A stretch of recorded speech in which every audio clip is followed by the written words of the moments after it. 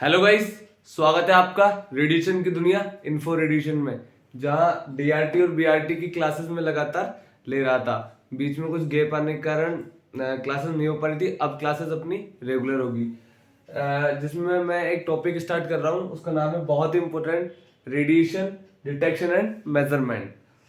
ठीक है, आइए इसको समझते हैं, है ना। ये बहुत इंपॉर्टेंट है डीआरटी और बीआरटी दोनों के लिए। रेडिएशन डिटेक्शन, हमने काफी बातें की रेडिएशन के बारे में। आज हम बात करने वाले हैं रेडिएशन डिटेक्शन के बारे में, कि जो रेडिएशन आ रही है उसके काफी यूज हैं। हमने बहुत सारे उसके यूज देखे, लेकिन सबसे बड़ा सवाल हमारे लिए यह है कि उस रेडिएशन को हम कैसे डिटेक्ट कर सकें, कैसे पता कर सके। अब देखिए, हमें हवा को कैसे सूंघ करके, श्वास को लेकर के महसूस कर लेते हैं, आग को हम स्किन से महसूस कर सकते हैं। लेकिन रेडिएशन एक ऐसी चीज है जिसे ना आंखों से देखा जा सकता है, ना कानों से सुना जा सकता है, न नाक से, न अपनी त्वचा से। मतलब सारे सेंसेस से बाहर की चीज है ये रेडिएशन। तो इसका पता कैसे लगाया जाए, इसका डिटेक्शन कैसे किया जाए, ये बहुत बड़ा सवाल था काफी टाइम पहले साइंटिस्ट के लिए भी, कि रेडिएशन आ रही है हमें पता है, लेकिन हम सेंसेस के थ्रू तो पता नहीं लगा सकते। तो रेडिएशन का पता, डिटेक्ट रेडिएशन को कैसे किया जाए, और उससे भी कठिन बात कि उसका मेजरमेंट। चलो रेडिएशन आ रही है, हमें दिख रहा है, इफेक्ट दिख रहा है, लेकिन कितनी रेडिएशन आ रही है कैसे पता चलेगा वहां पे। इसको मेजर करना और उसको डिटेक्ट करना, डिटेक्ट मतलब पता लगाना, ये बहुत बड़ा सवाल था। तो इसको सॉल्यूशन निकाला धीरे धीरे साइंटिस्ट लोगों ने। तो उसी के ऊपर आज हम बात करने वाले हैं। तो पहले हमें इसका मतलब समझना है, रेडिएशन डिटेक्शन का मतलब समझ में आ गया आप लोगों को, कि रेडिएशन को कैसे डिटेक्ट किया जाए, वो क्यों जरूरी है। क्योंकि हमारे ह्यूमन के जितने भी सेंसेस है, आई, ईयर, नोज, स्किन, उनसे हम रेडिएशन को डिटेक्ट नहीं कर सकते। इसके लिए स्पेशली काफी सारे जो रूल्स है फिजिक्स के, उनको हमें फॉलो करना पड़ता है। ठीक है, अब अब हम कहाँ से निकालेंगे उसके डिटेक्शन के, ये निकलेंगे उसी रेडिएशन की क्वालिटी के अंदर। हमने रेडिएशन की क्वालिटी में क्या पढ़ा था, कि रेडिएशन मतलब एक्सरे और गामा रे की हम जनरली बात कर रहे हैं, कि रेडिएशन एक, उसमें इतनी पावर होती है कि वो किसी भी एटम में से इलेक्ट्रॉन को बाहर निकाल देती है। बात करी थी हमने कि रेडिएशन में इतनी ये आयोनाइजिंग इसके अंदर पावर होती है, कि जैसे कि कोई रेडिएशन है किसी एटम पे आ रही है, तो इसमें इतनी एनर्जी है कि इस इलेक्ट्रॉन को ये बाहर निकाल सके। अब इसी फिनोमिना का, इसी रेडिएशन के इसी प्रिंसिपल का यूज हम करेंगे इसको डिटेक्ट करने में। कैसे, वो देखते हैं। देखो, इसका पहला पॉइंट लिखा है मैंने, आयोनाइजेशन। आयोनाइजेशन का नाम से ही समझ में आ रहा है हमें कि रेडिएशन की वो क्वालिटी जिसमें ये आयंस प्रोड्यूस कर सके। अब देखिए, मैं आपको एक इमेजिन करिए, आप एक बॉक्स है, ठीक है, ये मान लीजिए एक बॉक्स है, ठीक है। अब हमें इसमें मेजर करना है रेडिएशन कितनी है, ठीक है। अगर हम आंखों से देखेंगे तो पता नहीं कर सकते, ना छू के पता कर सकते हैं। तो हम क्या दिमाग लगाएं, तो हम ये लगा सकते हैं कि मान लो यहां से रेडिएशन आ रही है, ठीक है। अगर हम ऐसा करें, रेडिएशन की क्या क्वालिटी है कि आयंस प्रोड्यूस करती है, ये इलेक्ट्रॉन को एटम से बाहर निकाल देती है। तो यहाँ पे काफी सारे एटम होंगे मैटर के अंदर, और इस मैटर के इस एटम में से जैसे ही रेडिएशन आएगी, ये इलेक्ट्रॉनों को बाहर निकालेगी। तो इलेक्ट्रॉन अलग होंगे, और जो धनात्मक वो ऋणात्मक, इलेक्ट्रॉन और इलेक्ट्रॉन से बचने वाला जो एटम है वो पॉजिटिव आयन, और ये नेगेटिव आयन, दोनों अलग अलग हो जाएंगे। और हम यहाँ पे इनको इलेक्ट्रिक छड़ के जरिए, मान लो इसको नेगेटिव आवेश कर दिया, इसको पॉजिटिव, तो पॉजिटिव वाले इधर की तरफ अट्रैक्ट होंगे, और नेगेटिव वाले पॉजिटिव वाले की तरफ अट्रैक्ट होंगे। तो इन इलेक्ट्रॉनों के यहाँ पे अट्रैक्शन के बाद यहाँ पे एक धारा प्रवाहित होगी, इलेक्ट्रिसिटी। उस इलेक्ट्रिसिटी को तो हम मेजर कर सकते हैं। अब आपको ना स्टार्टिंग से समझने की, थोड़ी कॉन्सेप्ट बनाने की देर है। आप एक बार आप मेरे साथ समझिएगा इस चीज को। हम रेडिएशन को तो मेजर नहीं कर सकते, पर रेडिएशन जो आयंस प्रोड्यूस कर रहा है, मान लो ये एक बॉक्स है ना, इसमें मुझे नहीं पता रेडिएशन कितनी है, लेकिन मैं ये पता कर सकता हूँ साइंस के जरिए कि इसमें इलेक्ट्रिसिटी, इसमें आयंस कितने प्रोड्यूस हो रहे हैं। जैसे ही रेडिएशन पड़ेगी, इलेक्ट्रॉन बाहर निकलेंगे। अगर मैं ऐसा कुछ कर दूं, इस इलेक्ट्रॉन को तो मैं काउंट कर सकता हूं। कैसे काउंट कर सकता हूं, यहाँ पे पॉजिटिव रोड लगा के, जैसे पॉजिटिव रोड लगाऊंगा, सारे इलेक्ट्रॉन इस पॉजिटिव की तरफ आएंगे, और वहां एक इलेक्ट्रिसिटी फ्लो होगी। उस इलेक्ट्रिसिटी को तो मैं मेजर कर सकता हूँ।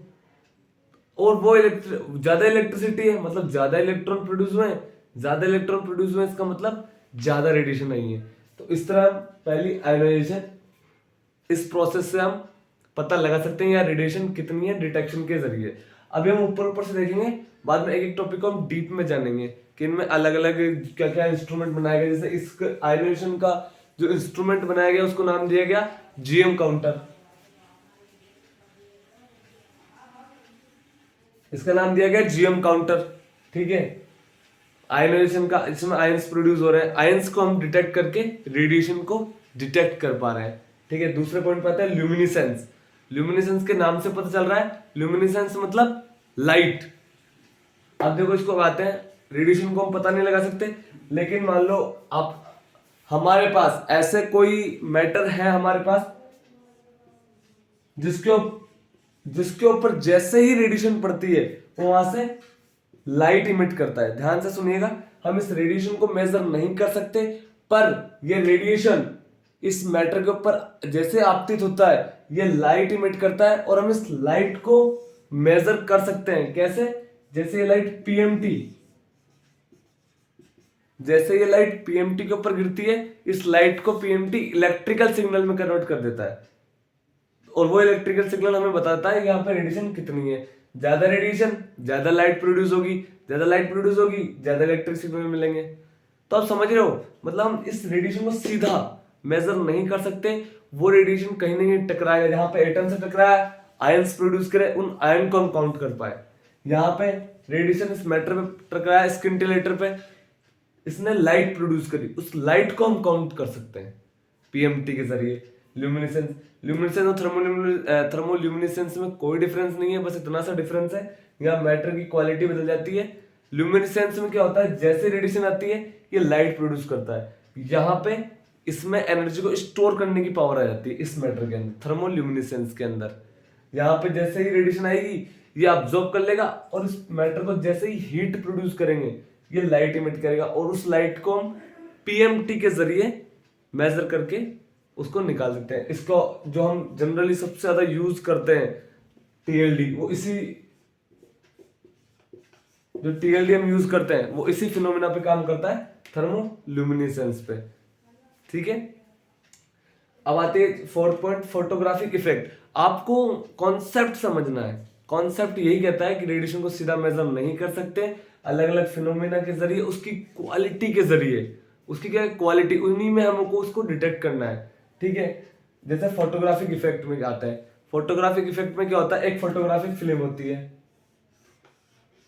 एक फोटोग्राफिक फिल्म होती है। अब इसकी क्या क्वालिटी होती है, इस पर जैसे ही रेडिएशन आपतित होगी ये ब्लैकनेस हो जाएगी, ये व्हाइट होती है, जैसे रेडिएशन आएगी ब्लैकनेस की तरफ जाएगी, और जितनी ज्यादा ब्लैकनेस उतनी ज्यादा रेडिएशन, ठीक है। ये काम करती है ऑप्टिकल डेंसिटी के ऊपर, जितनी ज्यादा ब्लैक की डेंसिटी मतलब वहां ज्यादा से ज्यादा रेडिएशन लगी है। समझे आप इस चीज को, फोटोग्राफिक इफेक्ट को, कि फोटोग्राफिक फिल्म है, अब हमें पता लगाना है रेडिएशन कितनी है, यहाँ पे रख दिया हमने जब मान लो यहाँ पे जितनी ज्यादा ब्लैकनेस दिखाया गया है मतलब वहां ज्यादा रेडिएशन है, कम ब्लैकनेस कम रेडिएशन है, समझे। ये ऑप्टिकल डेंसिटी पे काम करती है फोटोग्राफिक इफेक्ट। फिर आता है केमिकल इफेक्ट, से हम रेडिएशन को डिटेक्ट कर सकते हैं। कैसे? एक होता है फेरस सल्फेट, ठीक है। फेरस सल्फेट को मान लिया हमने रख दिया रेडिएशन के एरिया में, जैसे रेडिएशन आएगी वो फेरिक सल्फेट में बदल जाएगा। फिर हम ये पता लगा सकते हैं, अच्छा 50% फेरस सल्फेट फेरिक सल्फेट में बदला, ठीक है, मतलब यहाँ पे रेडिएशन इतनी क्वांटिटी पे। अच्छा 25% बदला, यहाँ रेडिएशन कम है, समझे केमिकल इफेक्ट का।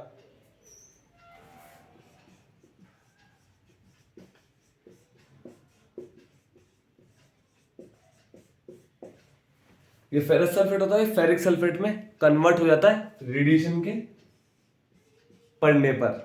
तो जितना ज्यादा कन्वर्ट हुआ मतलब वहां इतनी ज्यादा रेडिएशन है, समझे। इसके इफेक्ट से हमने निकाल दिया इसका कि यहाँ पे मान लो बिल्कुल नहीं बदल रहा मतलब वहां रेडिएशन बिल्कुल नहीं है, वहां सारा बदल गया मतलब बहुत ज्यादा रेडिएशन है। तो इस तरह केमिकल चेंजेस के जरिए भी कुछ मैटर ऐसे आते हैं जिनकी कलर चेंज कर देती है रेडिएशन, तो कितना कलर चेंज हुआ उस हिसाब से रेडिएशन को डिटेक्ट कर सकते हैं हम। फिर लास्ट एंड फाइनल पॉइंट आता है बायोलॉजिकल इफेक्ट। देखो ह्यूमन है, ह्यूमन के ऊपर रेडिएशन का बहुत इफेक्ट पड़ता है। हम ह्यूमन के ब्लड टेस्ट करके भी ये पता लगा सकते हैं कि इसको कितनी रेडिएशन लग रही है। हमारी जो ब्लड के अंदर WBC होती है उसको हम चेक करके, उसकी क्वांटिटीज को चेक करके हम पता लगा सकते हैं कि हाँ ये ज़्यादा रेडिएशन एक्सपोजर खाया हुआ है, ये कम खाया हुआ है रेडिएशन एक्सपोजर। तो कुल मिला के रेडिएशन को डिटेक्ट करना, रेडिएशन को पता लगाना, क्योंकि हम सीधा पता नहीं लगा सकते, इसलिए हम उसके अलग अलग क्वालिटी में जाके हम उसी को जानने की कोशिश करते हैं। जैसे कि आपने जाना रेडिएशन की क्वालिटी क्या है, वो एटम में से इलेक्ट्रॉन को बाहर निकाल सकता है। तो हम रेडिएशन को तो नहीं नाप सकते, लेकिन उसने जो इलेक्ट्रॉन बाहर निकाला उनको हम मेजर कर सकते हैं। तो वहां से आयोनाइजेशन आ गया।